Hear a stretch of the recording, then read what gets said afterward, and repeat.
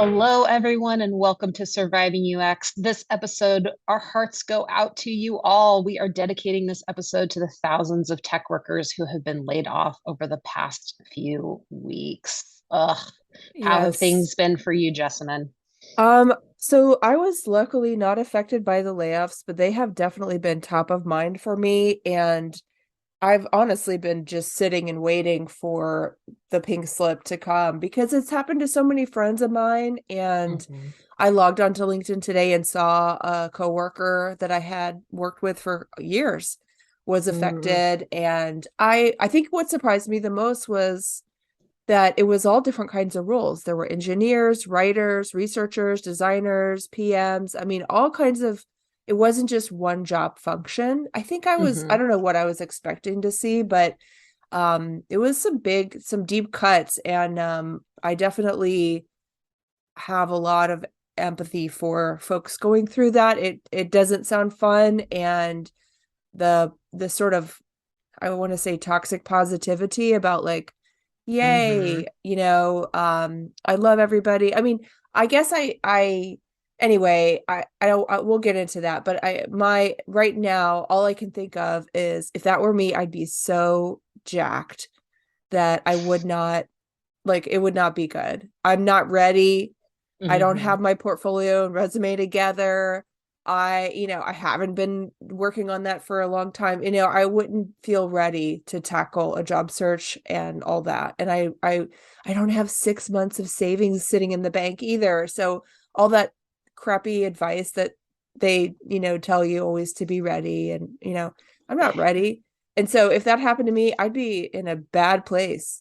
And it Yeah. would I have a lot to lose. So yeah, so that's kind of what's going through my mind is like, you know, ugh, I'm And just, this ugh. time, I mean, as opposed to kind of, I've been at companies where layoffs have happened. I've been laid off too, and it just feels this time that it's so widespread among so many different institutions that not only is it shocking to have to be in that position, but it's not just like one company doing this or a couple of, small companies doing this Mm-hmm. at random times throughout the year. This is going to create a situation where the market for getting new jobs is really difficult, Mm-hmm. especially because It's flooded. these large institutions have just laid off. They supposedly cannot hire back.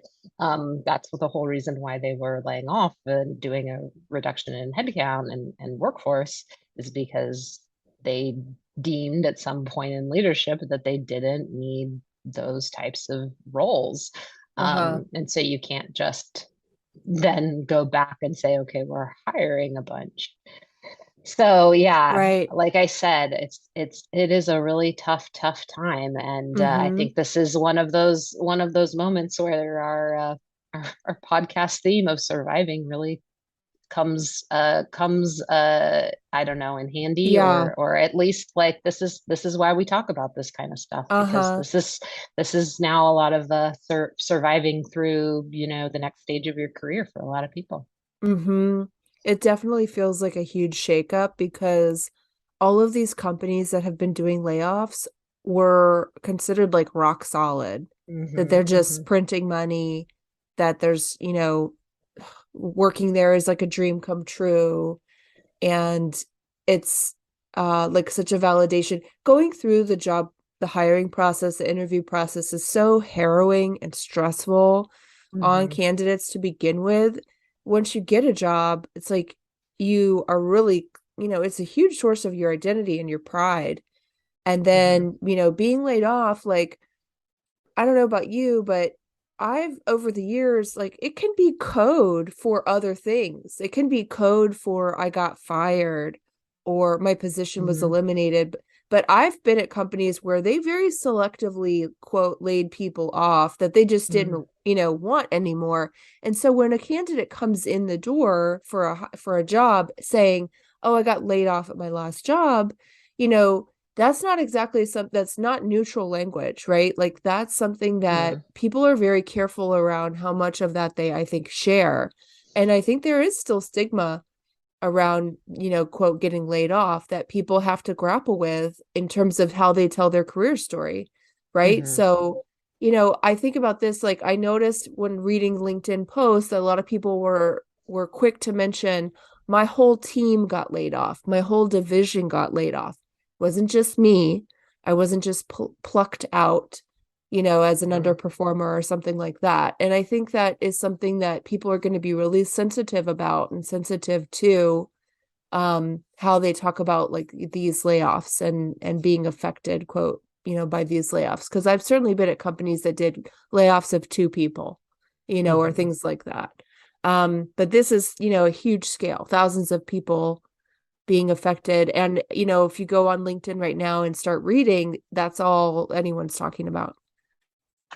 Right, right. And you make an interesting point about like how to frame what you are going through. I mean, making a post on LinkedIn right now, if you were affected, it sounds like a really smart idea to say like my whole division or my whole team was laid off, because then, if there are anything in question around like performance related stuff when you go up for your next role, like it's pretty clearly like in your LinkedIn history that like you Yeah. stated it wasn't, it wasn't this solo exit or, Mm-hmm. performance and improvement exit. Um, so that might be a really smart move. That might be why people are doing it as well. I hadn't really thought about that. It's interesting to see what kind of posts people write. I notice Hmm. there's a lot of sympathy posts where people are like, "Oh, I heard about the layoffs. My heart goes out to you. If you need a LinkedIn recommendation or just like an ear to talk, someone to talk Hmm. to, reach out." For some reason, those posts bother me, and Hmm. I can't really put my finger on why, but it feels, and if you've written one of them, like no shade or anything intended, but I'm sort of like, this is like a really devastating blow. Hmm. And to be like, hey, I'm here if you need a LinkedIn recommendation, it almost feels like that's like a private message, not a Hmm. public post. There's something Hmm. about it that just feel like it feels sort of disrespectful to me. And I can't quite say why, but it's more like, hey, I'm up here on my safe perch looking down at you as you Mm. get swept away in the river. And if you need anything, just give us a shout, Yeah. like Right. I It makes I it just more about you or the sanctimonious. poster, the person posting than it is about the Mm. the people actually going through the the challenges. Another kind of post that I feel a little awkward about is like when companies who are still hiring are a little like Oh, too yeah. flashy about the fact that they are. And I get why they do that. I get like that makes the company maybe look good and look good to shareholders that like they're in a maybe different like place. But that's another one that kind of like is like this feels like, yes, it's great to put that you're still hiring and there's a couple of jobs at your company out there, but the Hmm. likelihood is that like that's not a gift to anybody, because those are going to be absolutely inundated with Yeah, with applications. swamp. Yeah, right. So like it does like, it does feel a little performative, if I Mm. could say that, like, or Hmm. at least it just kind of leaves me with a feeling of like, oh, there's more here than just like a kind gesture of posting a job link. Hmm. Right, right. I also, I almost, I guess the whole thing is very cringy, basically. If you're somebody that got affected, if you're somebody that was a, you weren't affected, but people who were, um, you're trying to help. I mean, the whole thing is very cringy because these are very real, like, situations and emotions, and to sort Hmm. of turn them into like a quick hit, a quick soundbite, or a quick post to Hmm. be, like, oh, it really, like, the ones I feel like that I almost respect the most are the ones who people say, I was affected and I'm not looking for jobs yet. I'm still processing, Hmm. and sort of reeling. So I'm going to go outside on my back porch and look at the trees or whatever. Yeah, Those are the ones that I kind of am like, yeah, that's real. That's totally. real. I mean, Yeah. it took me years to, and I'm not trying to say that in terms of like not giving people hope, but like I was very young and early in my career during the time when I was laid off. And like it took me years to come to terms with that and not Hmm. like think of it, think of it as like a stepping stone to like where I am today. Like I did not turn around and be like, okay, like what's next? I was so Yeah. concerned. I was so worried. I was so like, how is this going to look on my resume and all that kind of Hmm. stuff. And it took, yeah, it took me like many years before I could like really even talk about it in more Hmm. of a casual sense and so Oh, sure. and less of a shameful sense. And I've been like, it wasn't it was one of those things where it was just like, oh hey, we're slashing this part of the business by like I don't know if it was like I think it was like a third or two-thirds or something along those lines. Like very few people weren't affected. Yeah. Now I'm like, yeah, whatever. It was a long time ago, but man, Right. it took me Right. years. So Oh, sure. I mean, it feels like I'm sure like getting dumped or something, where it's not like you trot around and share the news, with a skip in your step. It's yeah, I definitely feel like it deserves like respect and space and things like that. yeah. Anyway, but I guess there's not really much you can do or say at this point, from like the bystander point of view, but um I think what the one thing that it does do is it forces me to reflect, to say, what if that happened to me today? What would I Mhm. do? What would I do? I think the one thing that it kind of really gets the wheels turning for me is, would I turn around and try to get basically the same job that I have today, or would I do something Mhm. different? Mhm. That's the thing that I think really intrigues me is, what else could I do or would I change? Because I've, been in my role now for quite a while, and it's sort of, there's a lot of things that I do kind of without thinking automatically, Mhm. and what else is out there? What could I do? I mean, I had this thought the other day. I was like, I've been doing design for quite a while. I have a degree that has carried me through, 10 years, let's say, of my career. What Mhm.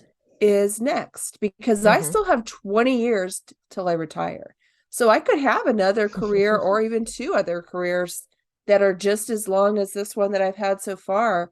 And in that time, and do I want to keep doing the same sort Sure. of line of work, or do I want to tinker at And I all with think there anything? are other things too worth thinking about, Hmm. like changing. For me, maybe it's not so much just a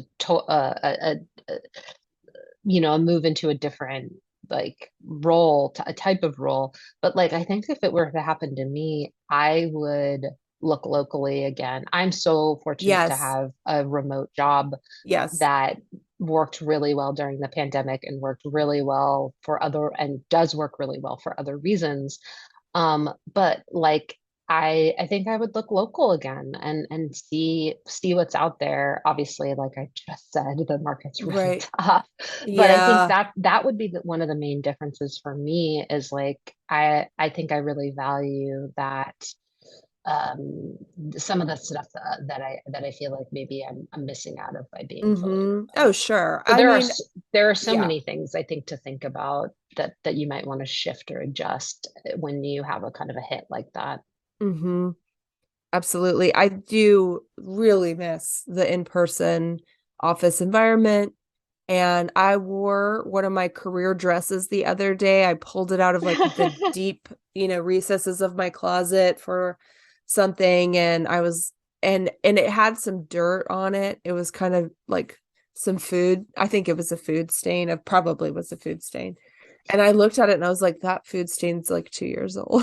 Oh my God. And I wore it anyway. I was like, oh well, and I just kind of brushed it off. But just to like the whole dressing up, and I remember how many lattes I used to drink and all the cookies I used to eat from the kitchen, and makeup, jewelry, like all that stuff. Like even just pulling out a pair of earrings and putting them on my ears, my daughters were like, they like turned like the slow turn and like their mouths like dropped open and they're like, earrings. And they like ran to grab the hoop earrings in my ears.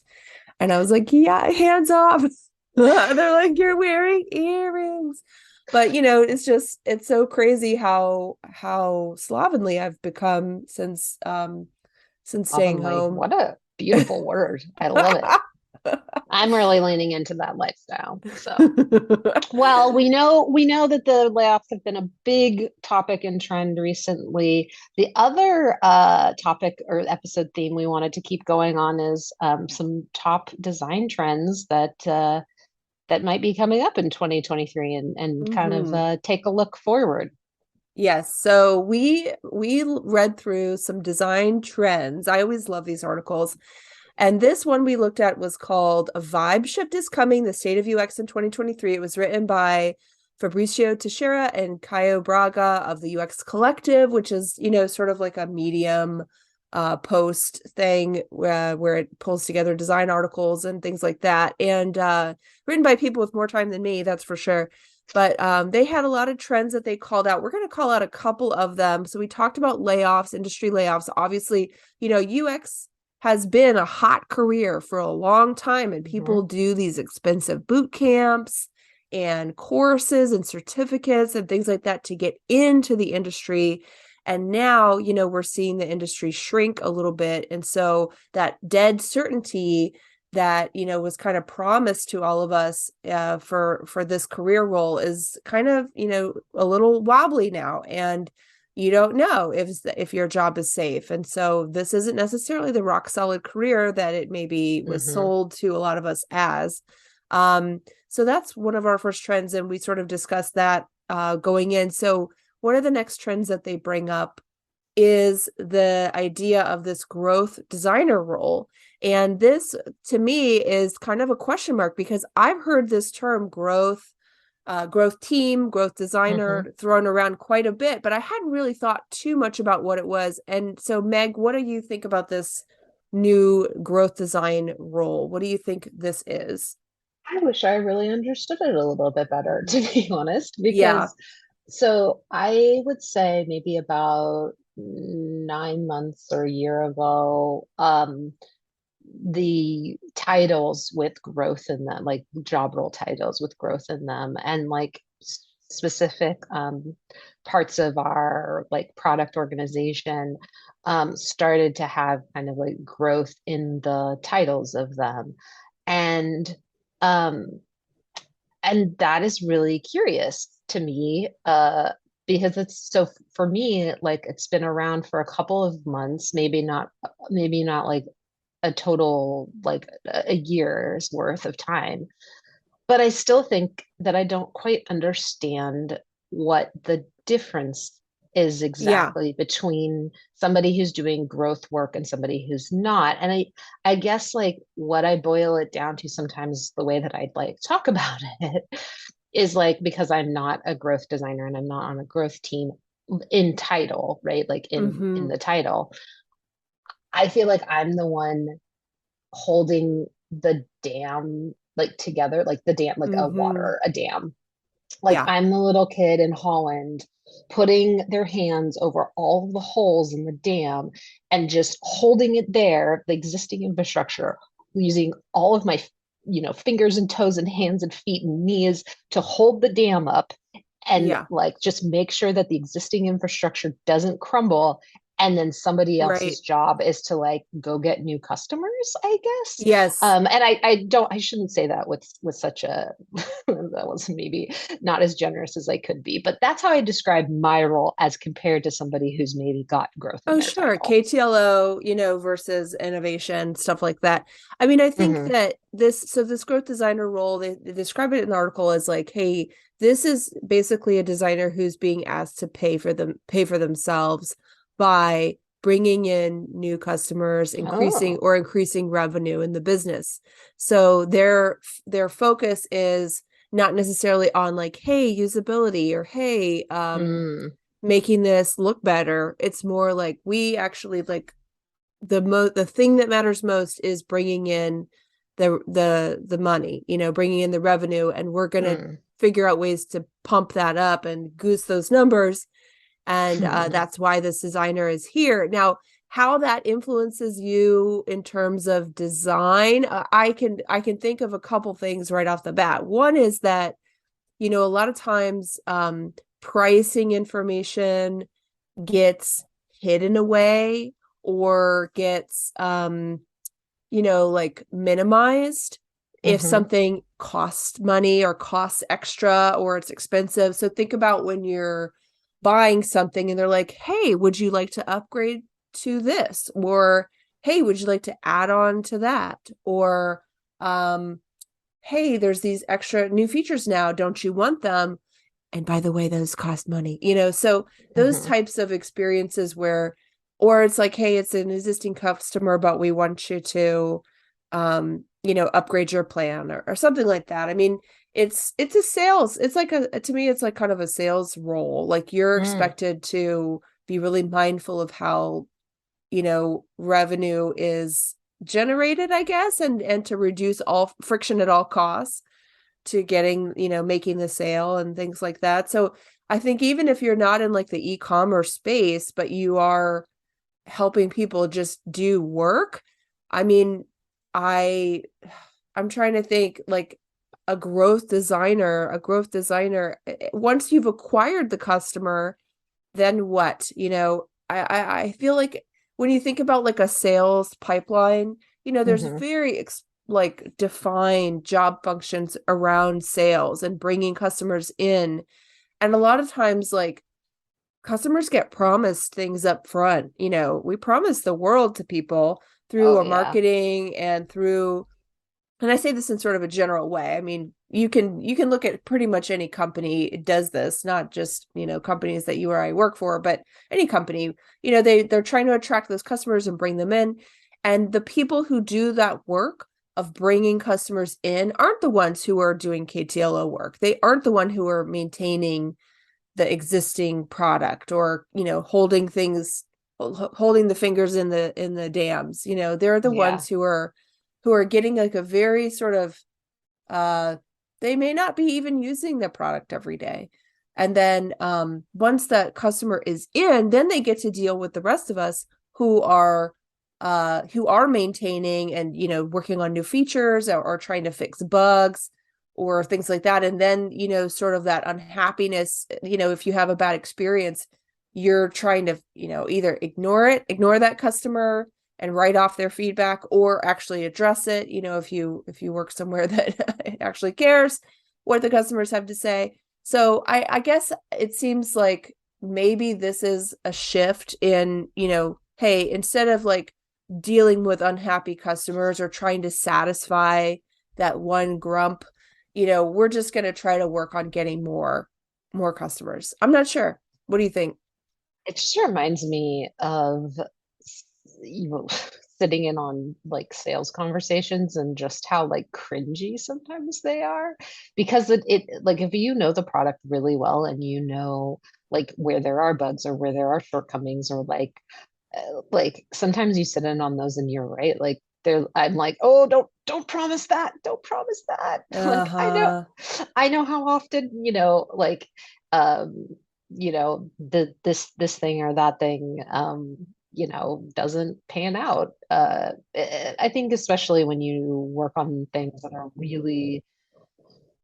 uh really specific, you forget that Mm-hmm. like most people aren't going through the 27 error flows that you created, but you Mm-hmm. know all of them and you are very sensitive to them. So, Mm-hmm. but I do think you're reminding me, I do think sitting in on sales calls is like a good idea Oh yeah. for like designers to do and people in our field to do. It's, Mm-hmm. it's good. It's good to get that. And yeah, no, that makes the description and your explanation make a ton of sense. Widening the funnel at the top, just getting more and more people into the product. And I guess it would be interesting to see more roles that partner with like our sales partner or our sales Yeah. partners because I would say my role doesn't, or my roles in the past and my role currently does, but doesn't. I would say I've much more been on like the side of like, oh, hey, there's a customer service representative that I want to understand more about their experience and their what they're finding from customers. So like you said, like something that's coming in after the sale is happening, after the customer is a customer. Um, and and so it's interesting to put more UX weight, I think, at earlier stages of the process for sure. Yeah. I mean, and to me, it's always fascinating how do businesses and companies handle when things go wrong? What's that experience look like? Because I feel like we always bias towards like over designing the onboarding and over designing sort of the beginning, like, oh, create something or, compose something or purchase something. But then once something goes bad in the experience, like, hey, this wasn't what we thought it was going to be, or, I missed my flight, or my sweater's too small, or whatever it is. Or there's a bug and I can't get this done, or I got overcharged, or my claim didn't get paid, etc. That experience, I mean, I guess it falls outside of this category of growth designer, but to me, that's really where I judge a company and I Hmm. judge my experience, because that's really to me when you can tell the true colors of what you're dealing with. And Hmm. that's why I love those ombudsman articles, where people write in about their travel nightmares and stuff. And then the journalist goes and hunts down, somebody to find that lost bag, or, and I read one the other day about somebody who took a vacation, a $17,000 cruise. They missed their flight because of some, dumb reason. And then the company wouldn't refund them and wouldn't rebook them. So they were out 17 grand. Dang. And I just think, God, and the ombudsman was like, really? Like, cruise company, that's how you want to go down? Like, that's how you want to do this? That's how you want to play this? Because like just what a terrible experience. And that to me is like, in terms of UX, like that's the test. That's the Yeah. test. Something Yeah. went wrong. Now what? Where the like maybe we can start an entire separate profession that's called like UX watchdog. We Yes. take Well, companies to have you heard task. of this? Have you heard of this business? It's called Hire a Karen. And it's basically people pay, I think it's $50 an hour. But if Oh you my have like a God. customer service complaint and you're exhausted, and people do this for, like, like I said, lost luggage or travel things that didn't work out or Yes. insurance claims. And they get, these Karens, quote unquote, to like, get on Twitter and start shaming the company, or get on the phone and try to escalate to a manager or whatever it is. And I was like, I love this. I love this. This is like kind of like the cheap equivalent of like threatening to hire a lawyer. But Totally. yeah, I mean, this is, to me, that's UX design, is figure as championing the experience for those situations and those people, because they're truly powerless. Once the company has your money, do they really even care about you anymore as a customer? So yeah. Well, let's move on to our last theme, or our last trend that we'll cover in this episode, and maybe we'll do some more of these. But it's AI and chatbot assisted tools in the design process. So some of the things that they brought up were using chat GPT to write your research reports or write your persona descriptions, or your lorem ipsum content on your Hmm. page, and also using AI to create images. So instead of hunting down free stock photography, you just type in woman eating salad and smiling, and that will magically appear. So what do you think about this? Is this something that you think will touch your design practice this year? This is something I find so fascinating, especially the writing side of things. The image side of things, like the ability to just go in and type a bunch of stuff and get an image, like that is also mind blowing as well. But in Yeah. terms of like our profession in the writing piece, because we're in a situation often where UX designers outnumber writers. I don't know if I've ever felt like I've been in a role where we've had the writing support that we need and we truly should have for like a really great experience. Um, because often we're just not prioritize like companies are just not prioritizing those types of roles. So like this seems like Yeah. a wise solution, but I think it could be very disastrous. I mean, Right. we already know so much about how when we write our content in English and how when it gets translated, it can be uh, like if Yeah. you're Just using nonsensical. some sort of automation to do those translations, how it can be like yeah, nonsensical. And what you really need is like what you super need is a human who Hmm. is familiar with that culture and those cultures like idioms and phrases and things that would resonate because not all of our like we like to try to write our copy without those types of things in it, but not all of our copy can be because some of the copy is marketing copy, which is very heavy and on the side of like, you know, being fanciful and being persuasive and trying to target and that those things need to translate well into anyway. My point is like we already know so much about how this can fail miserably when we go from Hmm. like English to another language and another culture. So Yeah. it's just like now we're not even starting with a human writing. Right. So Yeah. I find this to be like maybe it's the kind of thing, and maybe I should delve into a little bit more, but maybe it's the kind of thing where like I can get a jump start with something Hmm. and Right. then I can go back in and do some sort of polish.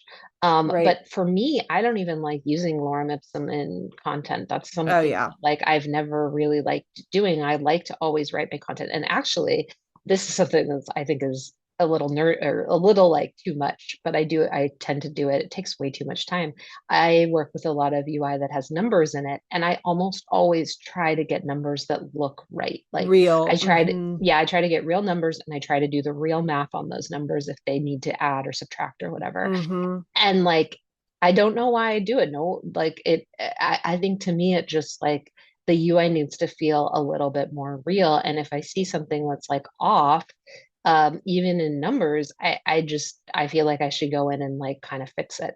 So Yeah. anyway, Yeah. I mean, I wouldn't mind actually some AI doing that piece for me of being Sure. like, oh, throw in some numbers that actually make sense. But I think I still would use it as a jumping off point and go Hmm. back in and kind of do due diligence there. Yeah. What It's about you? definitely I love all that. I think, this is going to be a shortcut for us. At first, my first reaction when I heard about this was, oh, I think I was reading an article that said college students are using Chat GPT to write their term papers. And professors are like, what the heck? So now they're like making students do handwritten papers.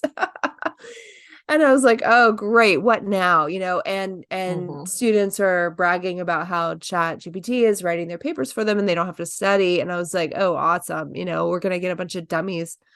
And it is sort of that like it is sort of that thing where as you get older and you see more and more technology replacing the longer processes that you learned to do when you were younger. So for me, that was always like there was always this sort of heartbreak about the lost process for wet darkroom photography versus digital because I spent Hmm. hours and years learning wet darkroom in college as a photo major and then promptly like never used it again because digital photography was what replaced it.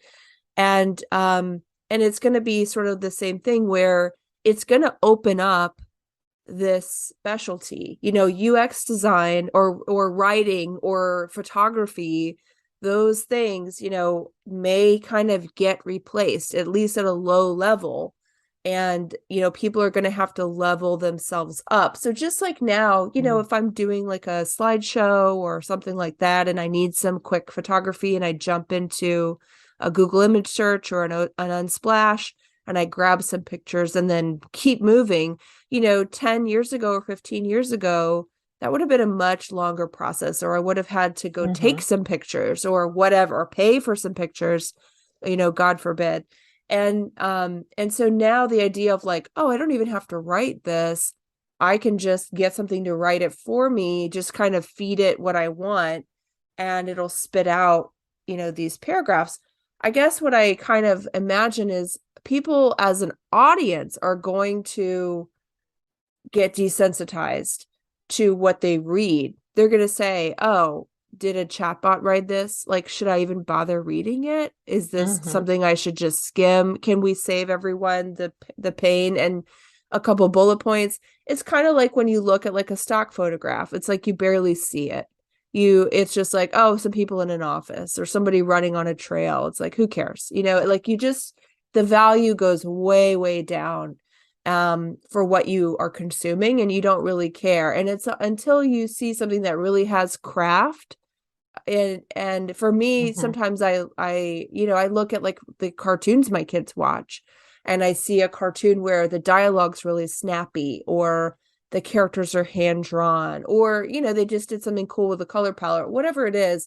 I'm like, oh, like it really catches my attention, so the craft stands out. Hmm. And I think this will just kind of cheapen some of the work that people produce, so reports or slide decks or what have you. Hmm. Like the bar is going to continue to float up. And Hmm. but then you'll have to put in that craft somewhere, either writing something like a good joke or whatever, or an interesting image that's unexpected. There's going to have to be something that you add as a Hmm. designer that can't just be generated by a computer. So I don't think it's necessarily a threat, um, but there are going to be people who sort of use it to quote unquote cheat. Hmm. And yeah, that's kind of like a cringy moment, I think, if I'm reading Yeah. something and I'm like, oh, this whole thing was just like is just got spit out. Just like if you're Well, reading something yeah. by Google Translate, you're like, this is clearly Google Translate, it's Hmm. going to be the same thing. Yeah. And as listeners to this podcast know, because I've talked about it a million times, like I don't like creating certain types of decks. So all day long, probably not for the writing part because I care too much about that, but all day long for like imagery and stuff, I'll probably shortcut on that. Why not? Because Yeah, I don't like doing it. right. But and so maybe it'll be the kind of thing where it's like you start to see it being used in things that maybe people don't value quite as much, Mm-hmm. about, like you were saying about craft, like where I care about crafting certain things is very different from maybe like the designer sitting next to me. Mm-hmm. And so like maybe that'll be the kind of thing where we see some of it in some parts of people's work, and then for other people it's in other parts of their work. Exactly. All right, I think our eyeballs are going to be retrained, and yeah, our brains are going to be retrained by these bots. All right, Meg. Well, thanks for, another awesome episode. And audience, thank you for listening to us this week. We'd love to hear from you. If you need advice or sympathy for your UX career, reach out to us. And maybe we'll have you on the show. Thanks again. Have a good week. Take care. Yeah. Surviving UX is hosted and edited by Jessamine Edwards and Meg Kramer. Our theme music is, among other things, the on-hold music for Cisco phones, Opus Number 1 by Tim Carlton and Derek Deal. Now hold tight and get ready for those UX shifts coming in 2023.